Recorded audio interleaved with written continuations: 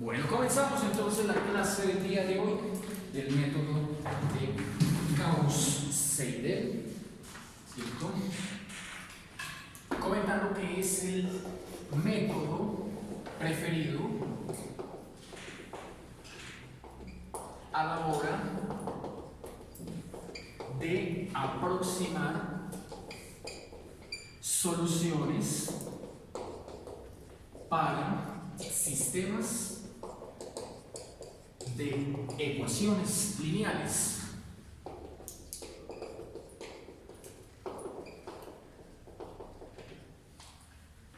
El método de Gauss-Seidel normalmente se asocia con el conjunto de métodos que son iterativos. Vamos a ver en el planteamiento para caso 3×3 y el ejemplo que tengo para 3×3, esa palabra iterativo, ¿a qué hace referencia?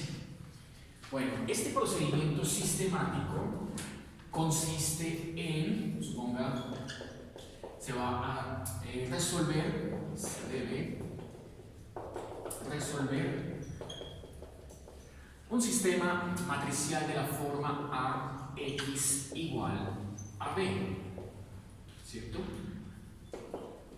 Sistema n por n, necesariamente cuadrado para que tenga solución y preferiblemente de los que tienen única solución, ¿no?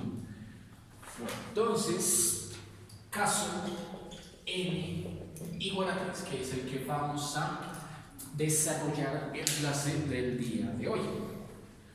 Como siempre, entonces, vamos a escribir el sistema en forma genérica, usando el mismo lenguaje, la misma simbología, ¿sí?, que ustedes están acostumbrados para el álgebra lineal. O sea, aquí sería elemento 11, incógnita 1, ¿cierto? Entrada 12, incógnita 2, entrada 13, incógnita 3, igual a el elemento de la entrada, la primera entrada del vector solución, que sería aquí BU.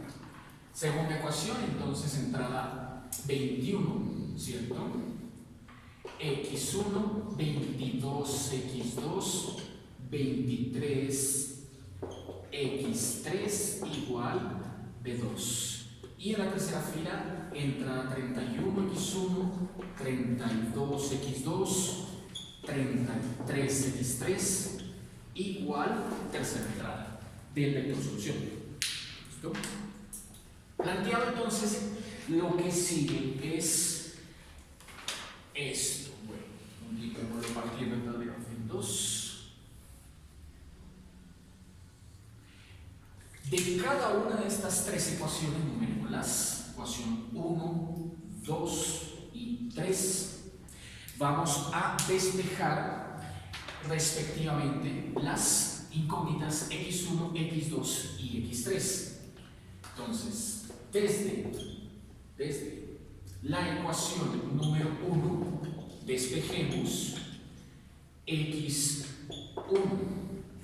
Bueno, para despejar X1, ¿cierto? Entonces queda aquí el B1 positivo, este y este, ambos pasan al otro lado a restar, y toda la ecuación queda encima de este coeficiente 11, ¿cierto? X1, entonces nos queda B1 menos A12X2 menos A13X3, todo sobre A11. Ecuación que vamos a llamar ecuación 1A. Lo mismo vamos a hacer con la X2 de la ecuación 2 y el X3 de la ecuación 3. Entonces, desde la ecuación 2 despejo X2. Bueno, allí entonces nos queda X2 igual a B sub 2 menos A2, 1, A21, X1 menos A23, X3, todo esto sobre el elemento 22. Y lo mismo acá, ¿cierto? De la ecuación 3 despejo x3. Entonces allí queda x3 igual a b sub 3 menos a31, x1 menos a32, x2 todo sobre la entrada 33 de la matriz de coeficientes. Listo. Después de haber hecho entonces este paso, llamemos pues a esta ecuación 1b y a esta 1c, ¿sí? O sea, hacer los 3 despejes simultáneos, ¿cierto? Bueno, vamos a proceder de esta manera, que es la misma forma con la que ustedes van a proceder a la hora de resolver los ejercicios mediante Gauss-Seidel. Entonces, procedimiento.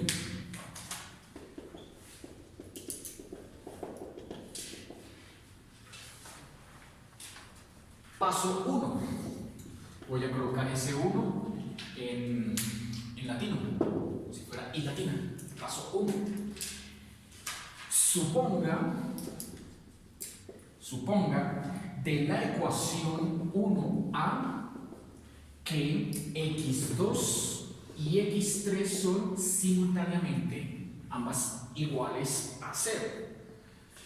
Bajo esta suposición, desde 1a despejo x1, ¿cierto? Bueno, que como ya estaba despejada, pues sobra decirlo, sobra el comentario.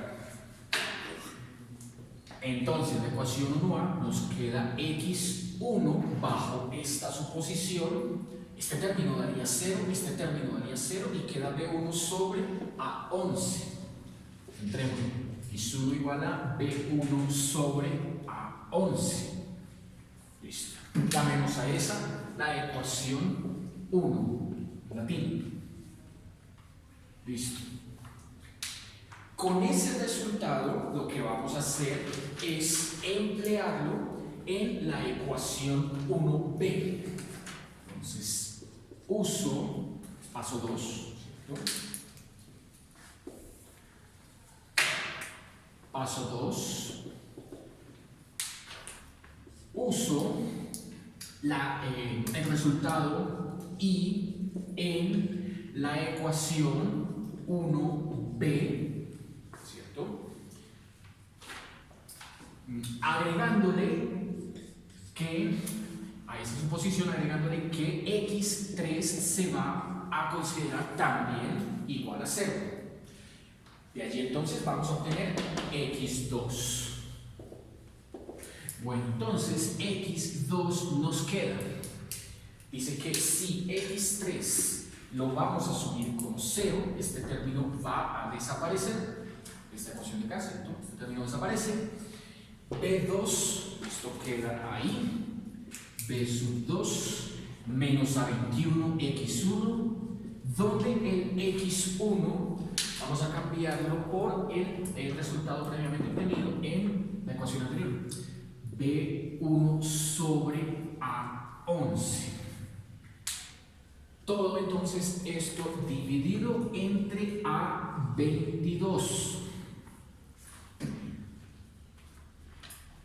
Listo, normalmente lo que uno hace aquí es convertir esta operación que tenemos en el numerador, donde hay un entero y una fracción, en una fracción, ¿cierto? Y abajo pues ponerle un 1 a 22 para hacer cociente de fracciones y quedar con una sola fracción, ¿cierto? O sea, hacerle oreja. Después de haber hecho entonces ese procedimiento, lo que se obtiene es a11b2 menos, a11b2 menos a21b1, a21b1, todo sobre a11 a22.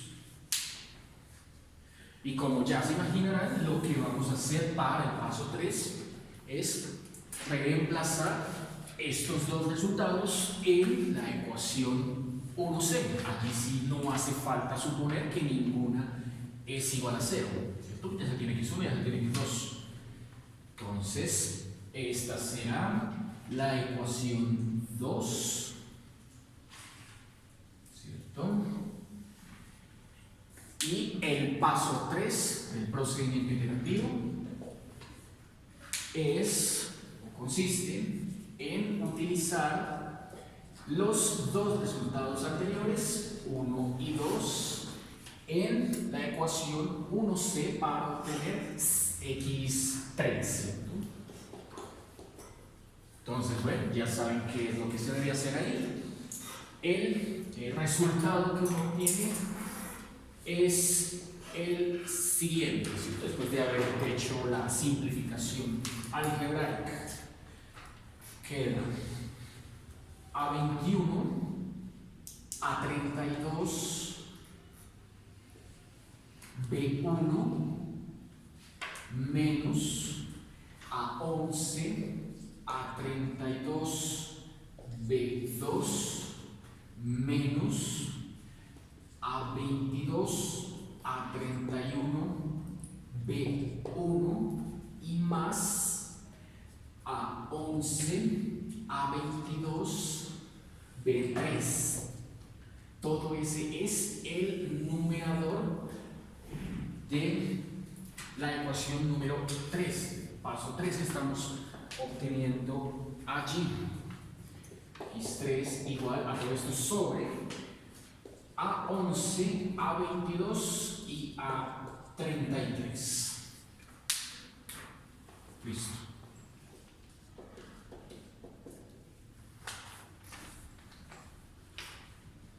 Veamos entonces el ejemplo, ¿cierto?, de cómo hay que emplear estas fórmulas, ¿cierto?, siguiendo ese procedimiento para luego de tener ya un conjunto de 3 datos por iteración, volverlos a usar una y otra vez o hasta que sea necesario, ¿cierto?, porque ya conoce uno la solución, conociendo la solución, conociendo a dónde convergen, entonces con un valor de error por debajo del 1 es más que suficiente.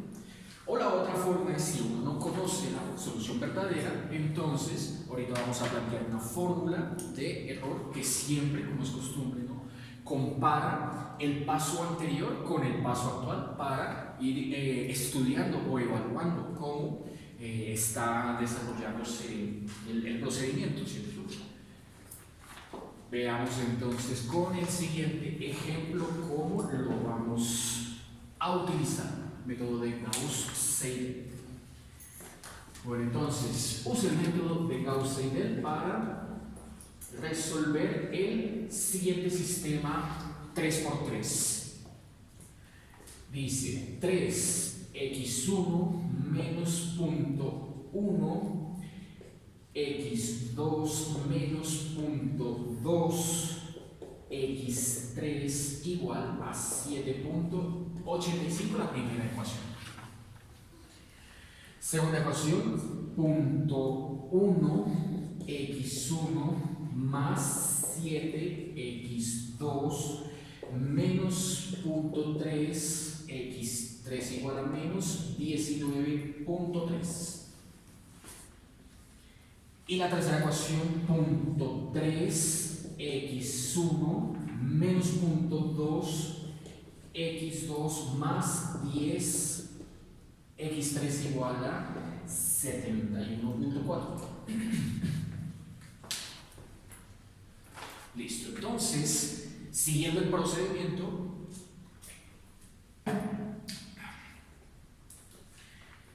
para este ejemplo sí se conoce la solución verdadera. Ahorita en un instante vamos a ver cuál es. Entonces, procedamos a aplicar estos 3 pasos, ¿cierto? A ver cómo hay que hacerlo. Siguiendo los pasos. Paso 1. Dice que se supone de este planteamiento que tenemos acá hay que comenzar con esta primera iteración. ¿Yo qué sugiero? Sugiero primero dejar estas ecuaciones planteadas antes de pasar al 1, 2 y 3, ¿cierto? Normalmente uno suele atacar directamente el paso 1, 2 y 3, pero cuando uno ya conoce la solución, tiene que devolverse a este planteamiento. Entonces, hagamos primero ese planteamiento. Dejemos las tres ecuaciones planteadas, o sea, la 1A, 1B y 1C. Ecuaciones 1A, B y C. De acuerdo al planteamiento que ven allá a la izquierda, la ecuación 1A dice x1 queda como 785 más punto 1, x2 más punto 2, x3 sobre 3. x2 queda menos 19.3 menos punto 1, x1 más punto 3, x3, todos sobre 7. Y la 1c y la ecuación 1c queda planteada como x3 igual a 71.4 menos punto 3 x1 más punto 2 x2 todo sobre 10. Ahora sí, después de dejar listas las ecuaciones ya planteadas, ¿cierto? Procedemos con los pasos 1, 2 y 3 que tenemos en el medio y en la derecha. Veamos entonces. Paso 1. Dice que mediante este planteamiento que tenemos acá, ¿cierto? Mediante este planteamiento que tenemos acá, entonces vamos a obtener x1 como el cociente entre 7.85, ¿cierto? Y el 3, ¿no? Que es equivalente a, de aquí de la ecuación 1a, asumir que x2 y x3, estos son 3, son simultáneamente nulas. Bueno, este cociente nos da 2.616666. Listo. Ecuación 2 del procedimiento. Entonces allí es desde la ecuación 1b, que está en la esquina de abajo, ¿cierto? Paso 2. Asumir que, dice acá, x3 es igual a 0, desde acá, x3 es igual a 0, pero x1 es la que acabamos de obtener, ¿cierto? En el paso anterior. Así que con ese x1 acá, con x3 0 acá, reemplazando, daría que x2 es igual a menos 19.3 menos 0.1 x1, que fue esto, 2.616666, ¿cierto? Y todo esto partido entre 7. Calculadora, bueno, y eso nos da menos 2.7945. Paso 3. Usamos esos dos resultados, ¿cierto? El paso 1 y el paso 2 en la ecuación x3, que es la que aquí habíamos llamado 1c. Entonces nos queda x3 igual a 71.4 menos 0.3 por este primer valor, 2.616, sigue más 0.2 por este segundo valor, menos 2.7945, lo que dé se va a dividir entre 10. Bueno, aquí encontramos que este valor para x3 es 7.00561. Listo. Como ya tenemos aquí una terna, ¿cierto? La que se obtuvo por la primera iteración, entonces uno se organiza y dice primera iteración nos ha dado x1, x2, x3 como 2.616 menos 2.7945 y 7.00561. Fíjense que uno normalmente usa o le da un uso indistinto a las comas y a los puntos, ¿cierto? Y aquí en esta última fila, pues es claro que los puntos están reservados únicamente para la notación decimal de lo que hayamos obtenido, y las comas están reservadas únicamente para separar una cantidad de otra, ¿cierto? Yo también le ayuda a uno a organizar el dato que está escribiendo y después cómo usarlo para no confundirse. Con ese primer resultado, ¿cierto? Entonces uno puede comparar si conoce el valor verdadero. Uno puede comparar con el x verdadero 1, el x verdadero 2, el x verdadero 3 y así y así poder estimar un error en la primera iteración, ¿cierto? Bueno, entonces para ello vamos a proceder de la siguiente manera. Bueno, entonces planteemos la solución verdadera de este ejercicio, ¿cierto? Empecemos por ahí, si es que nada, o si uno la puede conocer. Si no, entonces, bueno, ya vamos a ver cómo proceder.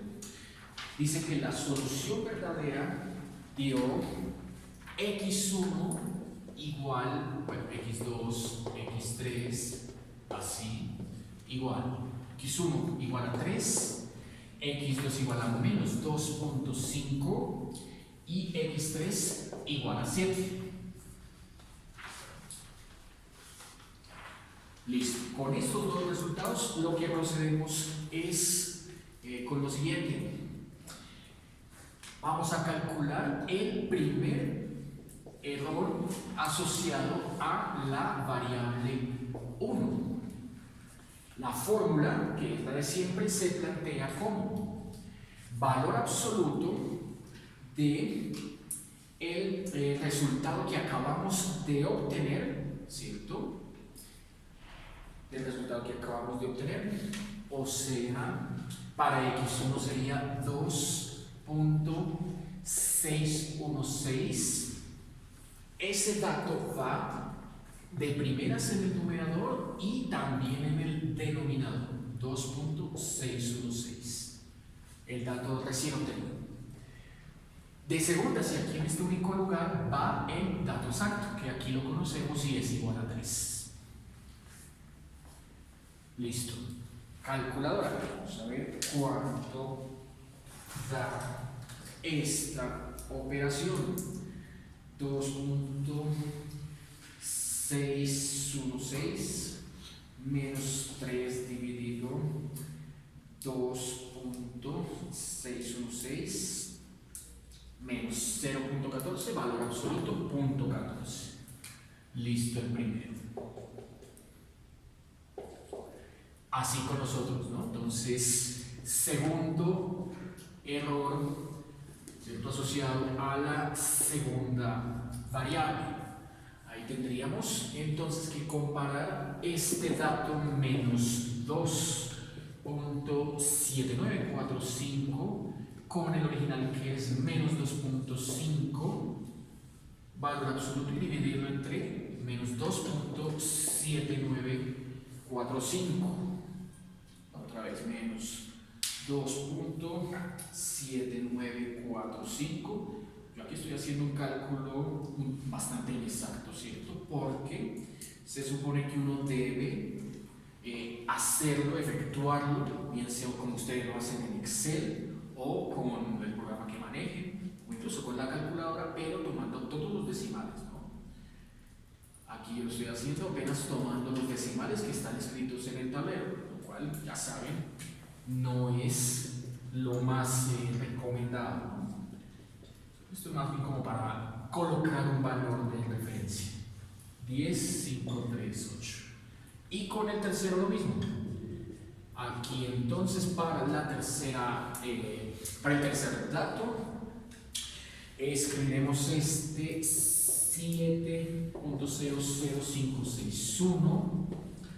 Z estará con 7, ¿cierto? De los tres es el que más se acercó, ¿cierto? Al dato original. 7.00561, y esto nos va a dar un error porcentual bastante bajo. A ver, 7.00561 menos 7 dividido entre 7.00561. Y sí, del orden a la menos 4. O sea, de 1 entre 10.000, ¿cierto? Y un error. 8 por 10 a la menos 4. Así procedería uno si conoce las soluciones verdaderas, ¿no? Entonces, para la siguiente iteración, entonces de nuevo uno va a emplear estas ecuaciones, bueno, que tenía acá, la 1, la 2 y la 3, con estos valores que tenemos acá, ¿cierto? Ya conocidos. Le dará un poquito más de exactitud al cálculo, y otra vez cuando uno ya llegue a la hora de comparar los errores, se hará en la comparación con el dato de la solución verdadera. ¿Listo? Ahora, ¿qué pasaría si no se conoce la solución verdadera? Que es quizá lo que más nos interesa, ¿cierto? Entonces, cuando no se tiene conocimiento de la solución verdadera, cuando no conocemos la solución verdadera. Bueno, entonces allí ¿qué procede? ¿Qué tenemos allí ahora que hacer? Bueno, en esta situación, cuando uno no conoce la solución verdadera, debe obtener una nueva terna, ¿cierto? Esta fue la que se obtuvo para la primera iteración. Con estos datos obtener una segunda iteración, una segunda terna, y comparar esos dos datos. X1 con X1, 2 con 2, 3 con 3, mediante este mismo planteamiento. Ese es todo el cambio. Bueno. Entonces, mediante, o la aplicación más bien, ¿cierto?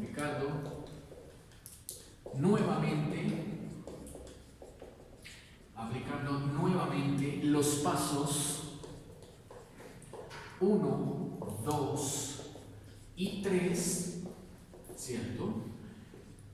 Se obtiene la segunda iteración. Esta segunda iteración nos bota el siguiente resultado: X1, X2, X3 por segunda iteración.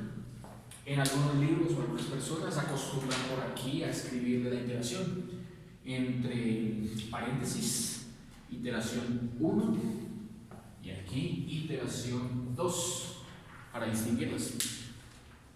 Bueno, aquí lo que se obtiene es, por acá, da 2.99055, menos 2.49905 y 7.30291.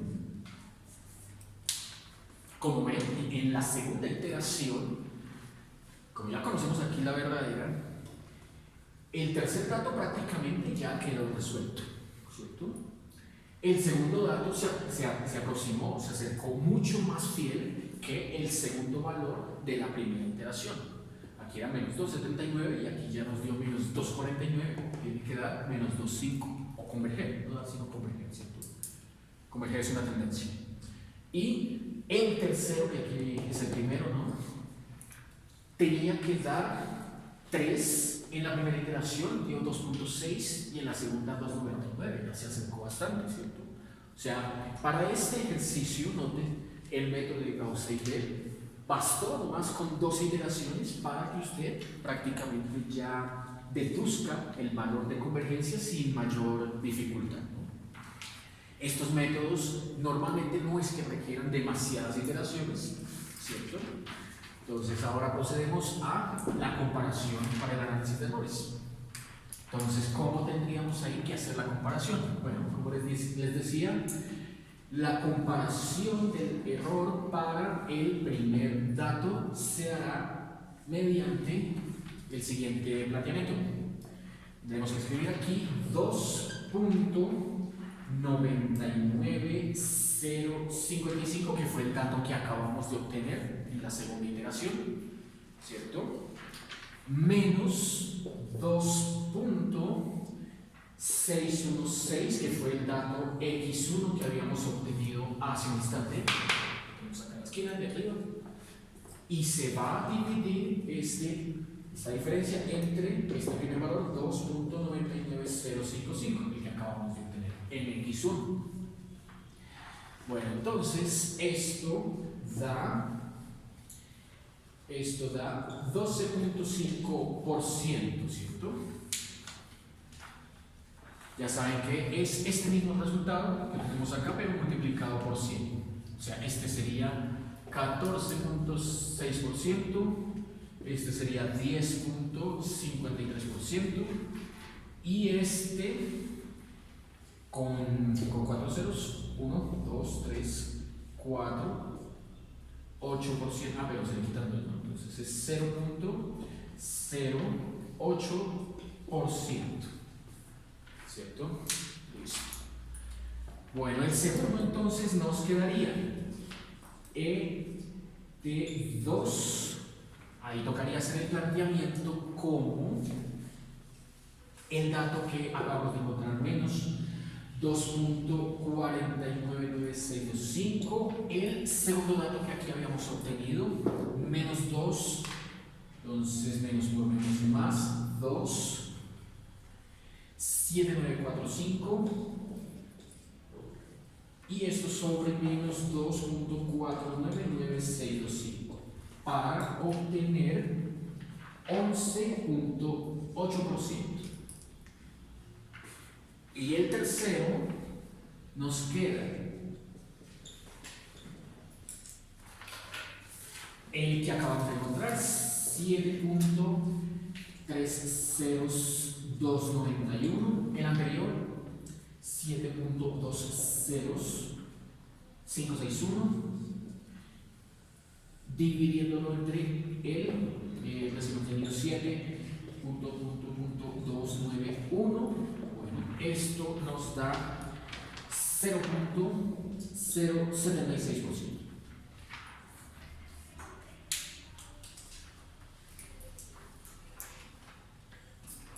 Teóricamente hay un criterio de convergencia que nos va a ayudar a identificar, ¿cierto?, con rapidez cuando el sistema va a converger y cuando el sistema va a diverger, ¿cierto? Pues porque de pronto uno quisiera tener una pista al principio, antes de empezar un ejercicio, y saber o anticipar si va a obtener una solución o no. Entonces, ese criterio vamos a estudiarlo aquí de manera teórica para el caso n igual a 2. Veamos entonces cómo funciona.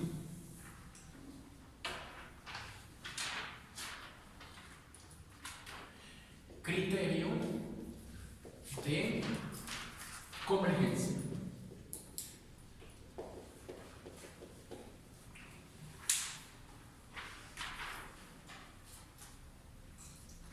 Bueno, caso n igual a 2. ¿Qué debe hacerse? Se debe plantear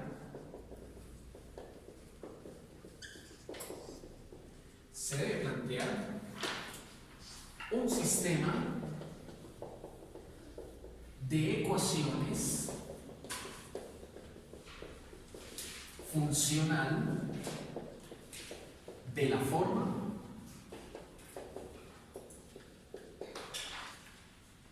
vamos a llamar a una de ellas dos U de XY y la otra vamos a llamarla V de XY. ¿Cómo se construyen esas dos funciones? U y V. Bueno, primero, ¿cuál es el criterio que vamos a aplicar? El criterio dice lo siguiente. Tendremos que si el valor absoluto de la derivada parcial de la función construida u con respecto a x más valor absoluto de la parcial de la otra v con respecto a x, la suma de los dos es menor que 1, esta va a ser la primera de nuestras dos ecuaciones del criterio. Entonces llamemos a esta, ahorita vemos que vamos a la 2, que sea esta la 3a. La otra ecuación del criterio propone algo parecido, valor absoluto de la parcial de u, pero ahora con respecto a y.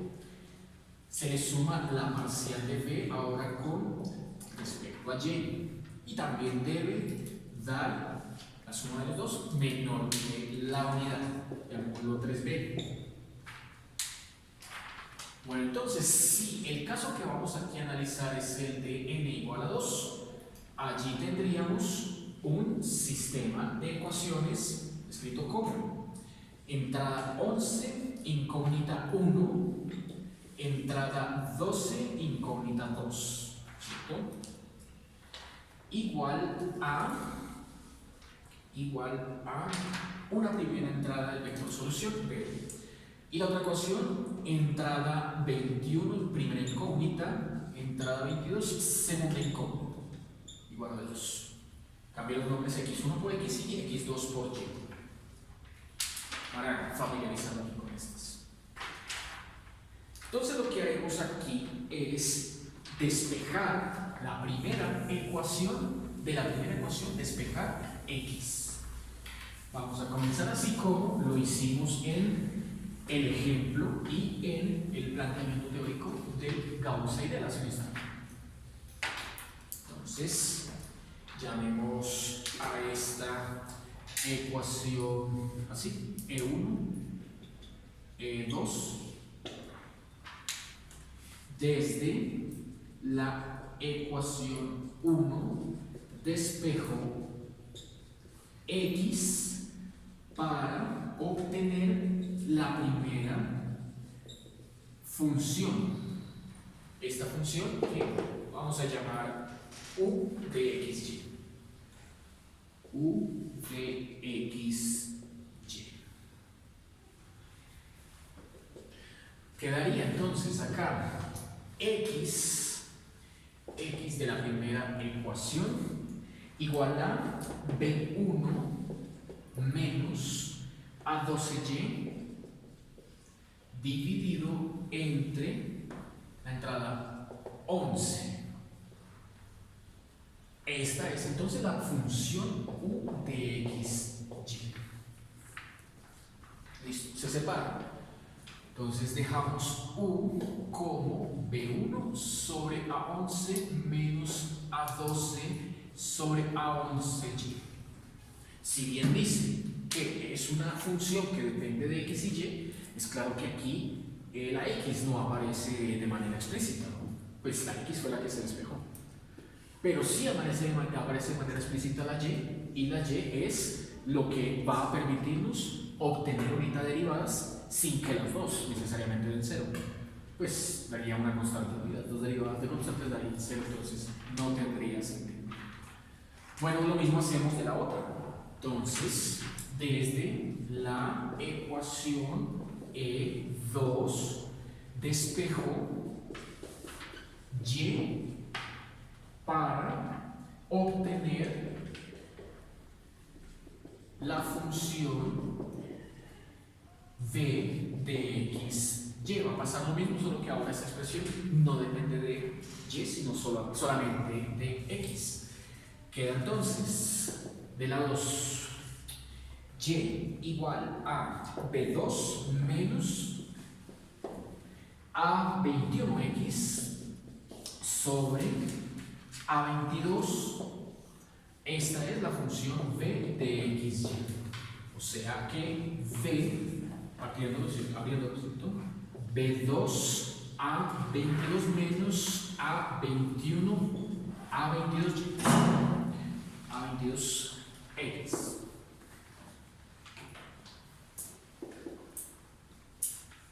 Listo. El asunto es qué hacer con esas dos ecuaciones. Ya vemos esta ecuación de acá, la 4A, y a esta de acá, la 4B. Bueno, entonces procedemos a derivar parcialmente las ecuaciones 4A y B. De ahí nos van a salir cuatro expresiones, cuatro resultados, las cuatro derivadas parciales que nos permiten ese sistema.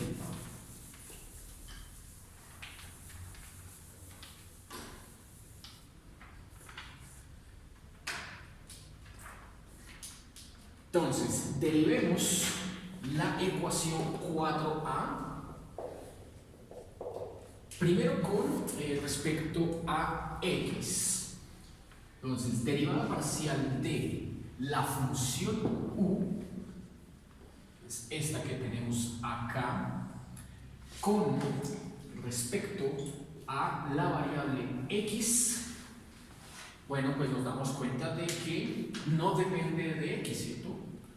Esto es una constante y esta es una expresión que depende pero de Y. Entonces, al no depender de X, esa derivada da 0.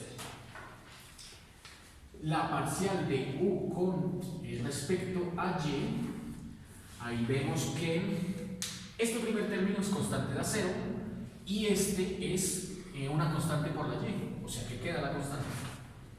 Nos queda entonces menos A12 sobre A11 para la ecuación del 4A. Ahora, hacemos lo mismo con la del 4B. Ecuación 4B. Derivada parcial de B con respecto a X. Este término daría 0, es una constante, y este término queda la constante por X, o sea, la constante. Menos A21 sobre A22. Y la parcial de B con respecto a Y también es 0. Bueno, de esos cuatro resultados, ¿cierto? Vamos a encontrar dos comparaciones por este signo de menor a 1, ¿cierto? Que tenemos acá en el interior. Las ecuaciones 3 y 3. Entonces, ¿qué procede? Pues reemplazar, ¿cierto? Entonces, reemplazo estos cuatro resultados en las ecuaciones 3A y 3B. Entonces, como aquí ya tengo el planteamiento, pues continuemos acá. Dice, derivada parcial de U con respecto a X. Según lo que está allá, eso nos había dado 0. Derivada parcial de B con respecto a X. Esto da menos A21 sobre A22. Valor absoluto, la cantidad negativa queda el valor absoluto de esa cantidad, ¿cierto? Abajo, parcial de U con respecto a Y. Ahí cambiamos por menos A12 sobre A11. Y la parcial de F con respecto a Y, esa nos da 0. Listo, habiendo entonces reemplazado de esta ecuación, nos queda lo siguiente.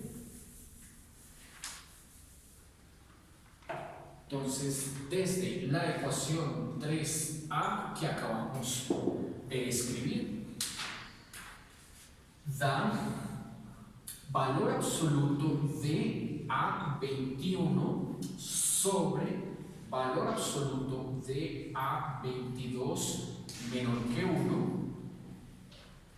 Esto se convierte entonces el valor absoluto de A22 mayor que el valor absoluto de A21.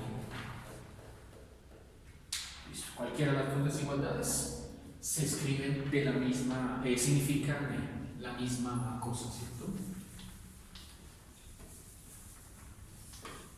Y con la otra, la ecuación 3b, allí lo que tenemos es valor absoluto de A12 sobre valor absoluto de A11 es menor que la unidad.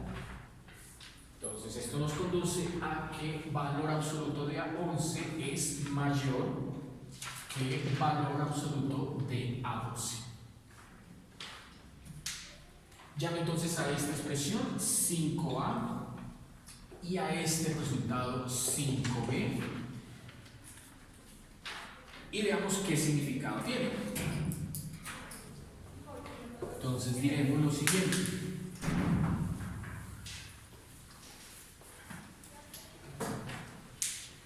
Diremos que el valor absoluto de las pendientes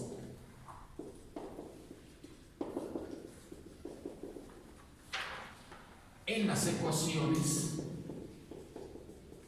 4a y 4b debe ser menor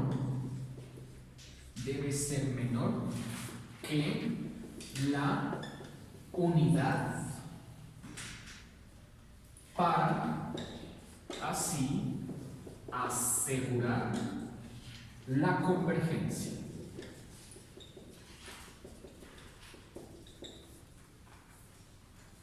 Esa sería la lectura que podríamos darle a ese resultado. O, dicho de otra manera, el elemento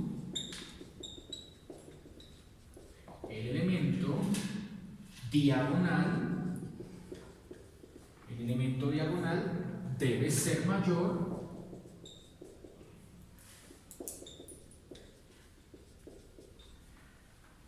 que el elemento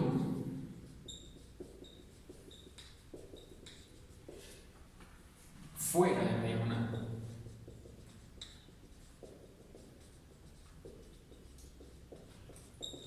Haciendo la lectura de esta acá o la otra, significa que vamos a obtener convergencia en el sistema que se nos haya planteado, ¿cierto? Si no se cumple al menos una de esas dos, entonces divergen. Y gráficamente, ¿cómo podríamos representar la convergencia y la divergencia? Y ya para con esto concluir la clase del día de hoy. Bueno, entonces, hagamos aquí la gráfica.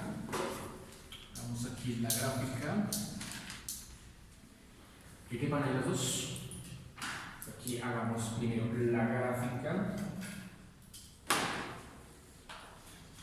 del sistema convergente X versus Y.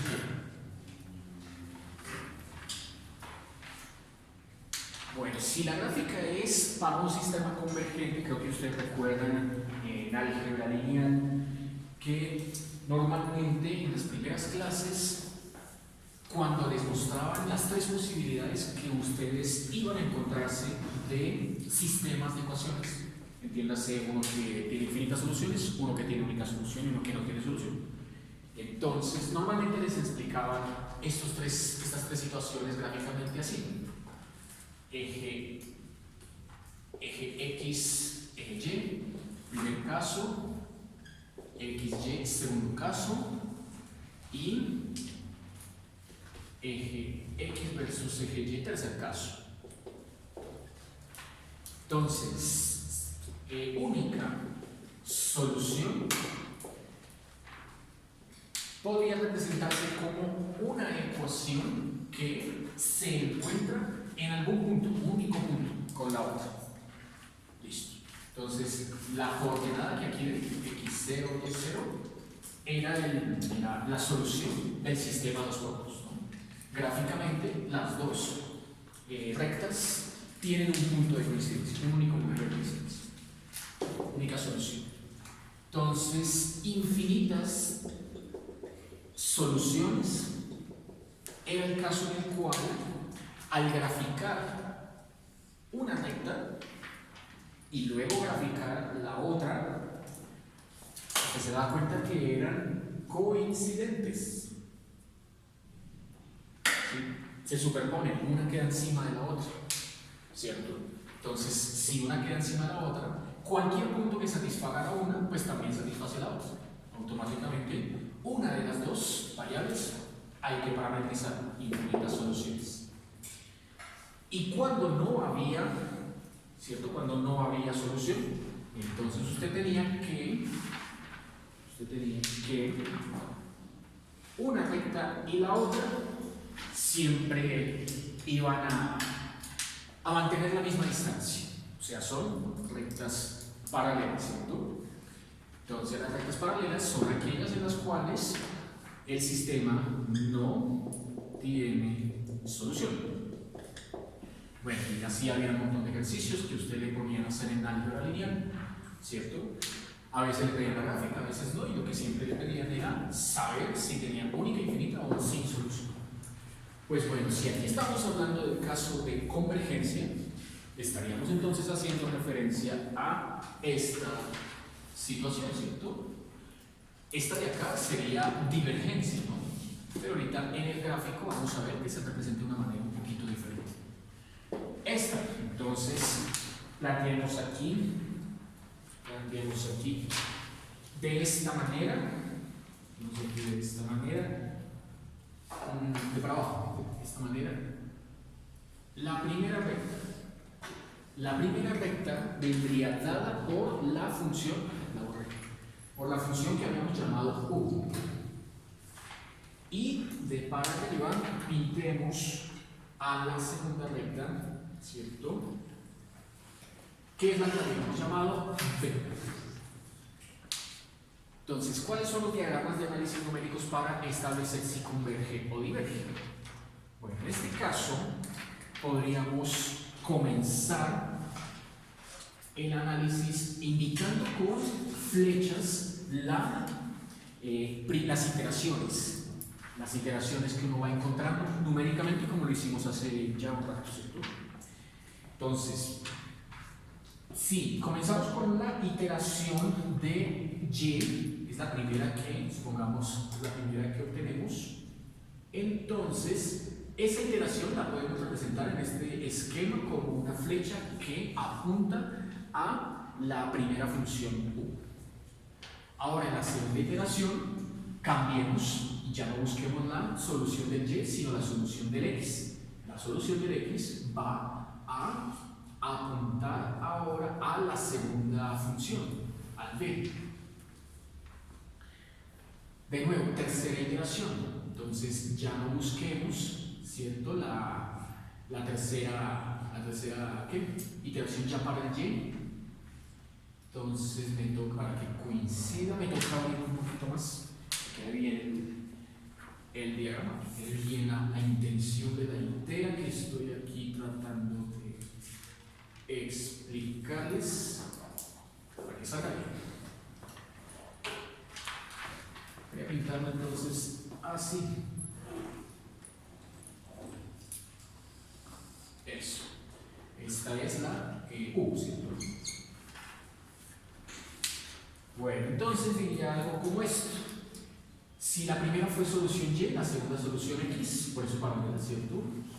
Ahora sería tercera iteración, se encontraría nuevamente con la ecuación U. Cuarta iteración, entonces viene en este sentido hasta encontrarse con la función B. Quinta iteración, ¿cierto? Como si se repitiera el ciclo. Vuelve a encontrarse con U. Sexta iteración, vuelve a encontrarse con B. Séptima iteración, vuelve a encontrarse con U. Octava iteración y así sucesivamente, hasta que convergen al punto de encuentro. Esa es la idea de este tipo de diagramas, ¿no? Entonces, este ejemplo sería el de convergencia.